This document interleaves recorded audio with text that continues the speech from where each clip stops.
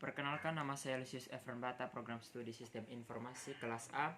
Di sini saya akan menjelaskan materi hak intelektual dan hak yang mengikat, yaitu hak kekayaan intelektual sebagai hak yang akomodasi semua hasil olah pikir manusia akan menjadi faktor penting dan utama dalam pengembangan dan pembangunan bangsa berbasiskan ilmu pengetahuan dan teknologi. Karena itu, diperlukan pemahaman secara menyeluruh mengenai aspek-aspek atau dimensi terkait dengan hak intelektual. Di samping itu, juga sangat diperlukan pengetahuan yang mengenai sejarah perkembangan hak intelektual di Indonesia dan era industri sampai era globalisasi saat ini.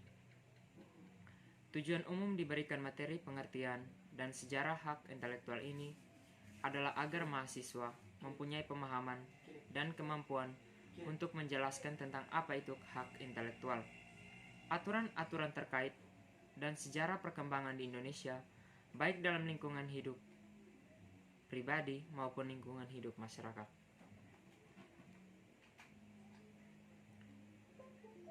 Hak atau right. Hak dalam bahasa Inggris digunakan istilah right akan memiliki banyak pengertian yang dapat dilihat apakah kata tersebut berdiri sendiri atau dalam kombinasi dengan istilah lainnya. Dalam kaitannya dengan posisi kata hak, right, pengertiannya akan sangat tergantung dari apakah hak sebagai kata sifat, kata keterangan, kata benda, atau kata kerja. Apakah dikaitkan dengan hukum atau undang-undang, maka kata hak menepati posisi sebagai kata benda dengan pengertian sebagai pemilikan atas keberadaan tersebut, baik yang berwujud maupun tidak berwujud. Yang kedua, kekayaan. Kekayaan sebagai istilah berasal dari kata dasar kaya dengan pengertian adanya kepemilikan atas suatu benda atau aset yang memiliki nilai baik, material maupun imaterial. Adanya imbuhan kepada kaya dan akhiran an sebagai bentuk bahwa benda atau aset tersebut telah memiliki suatu pihak. Yang ketiga, intelektual. Intelektual sebagai kata sifat akan sangat erat kaitannya dengan proses berpikir yang menggunakan atau melibatkan dasar nalar, mental yang disertai dengan alasan-alasan logis dan bukan sebagai langkah-langkah yang emosional. Intelektual juga akan dipengaruhi oleh pengetahuan atau knowledge. Oleh karena itu, intelektualitas akan dapat mengembangkan dan membangun kemampuan berpikir, memahami dan memberikan pemahaman dengan alasan yang jelas dan mudah dimengerti melalui kombinasi dari pengetahuan yang luas dan beragam. Yang keempat, kekayaan intelektual. Dalam Microsoft Ensarta Dictionary disebutkan bahwa kekayaan intelektual termasuk sebagai kata benda dengan pengertian kekayaan atau karya asli yang dilindungi oleh undang-undang dengan kriteria karya kreatif orisinal yang dapat diwujudkan dalam bentuk nyata baik melalui paten, merek, atau hak cipta. Dan bentuk kekayaan intelektual lainnya sementara itu dalam Kamus Besar Bahasa Indonesia masih memberikan pengertian sebagai hasil reka cipta yang dimiliki seseorang.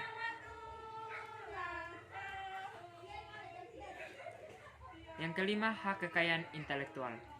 Hak kekayaan intelektual sebagai bentuk perlindungan hukum dari kekayaan intelektual, baik yang wajib didaftarkan maupun yang tidak wajib didaftarkan.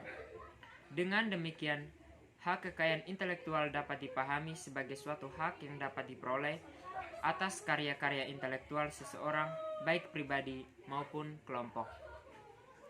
Sebagai penyeimbang dari hak adalah kewajiban, hak akan diperoleh apabila kewajiban telah dijalankan atau dilaksanakan. Secara umum, dari hak pemegang hak intelektual adalah melarang pihak lain untuk mengeksploitasi atau mengkomersialkan dalam skala ekonomi tanpa izin dari pemilik atau pemegang hak intelektual dimaksud. Komersialisasi dimaksud dapat mencakup dan memperbanyak dan lain sebagainya. Pengertian hak cipta. Hak cipta merupakan hak yang mengatur karya intelektual di bidang ilmu pengetahuan, seni, dan sastra yang dituangkan dalam bentuk khas dan diberikan pada ide, prosedur, metode, atau konsep yang telah dituangkan dalam wujud tetap. Yang paling utama adalah bahwa pendaftaran hak cipta bukan merupakan suatu kewajiban, akan tetapi hanya semata-mata untuk keperluan pembuktian belaka. Salah satu cara untuk memperoleh tanggal kapan hak cipta diwujudkan adalah melalui pengiriman via pos, sehingga memperoleh stempel atau cap pos. Stempel atau cap pos demikian dapat digunakan sebagai bukti untuk tanggal publikasi. Selanjutnya terdapat beberapa pengertian istilah yang berkaitan dengan hak cipta, antara lain sebagai berikut. Pencipta adalah seorang atau beberapa orang secara bersama-sama yang atas inspirasinya melahirkan suatu ciptaan berdasarkan kemampuan pikiran, imajinasi, keterampilan, atau keahlian yang dituangkan ke dalam bentuk yang khas dan bersifat pribadi. Ciptaan adalah hasil setiap karya pencipta yang menunjukkan keaslian dalam lapangan ilmu pengetahuan, seni, atau sastra. Pemegang hak cipta adalah pencipta sebagai pemilik hak cipta atau pihak yang menerima hak tersebut dari pencipta atau pihak lain yang menerima lebih lanjut hak dari pihak yang menerima hak tersebut. Pengumuman adalah pembaca, penyiaran, pameran, penjualan, pengedaran, atau penyebaran suatu ciptaan dengan menggunakan alat apapun termasuk media internet atau melakukan dengan cara apapun sehingga suatu ciptaan dapat dibaca, didengar, atau dilihat oleh orang lain. Lisensi adalah izin yang diberikan oleh pemegang hak cipta atau pemegang hak terkait kepada pihak lain untuk mengumumkan dan atau memperbanyak ciptaan atau produk hak terkait dengan pernyataan tertentu. Pengertian paten. Paten merupakan perlindungan hukum terhadap karya intelektual di bidang teknologi yang telah dituangkan ke dalam suatu kegiatan pemecahan masalah yang spesifik dalam bentuk proses atau produk atau penyempurnaan dan pengembangan atas proses atau produk yang telah ada. Pengertian merek.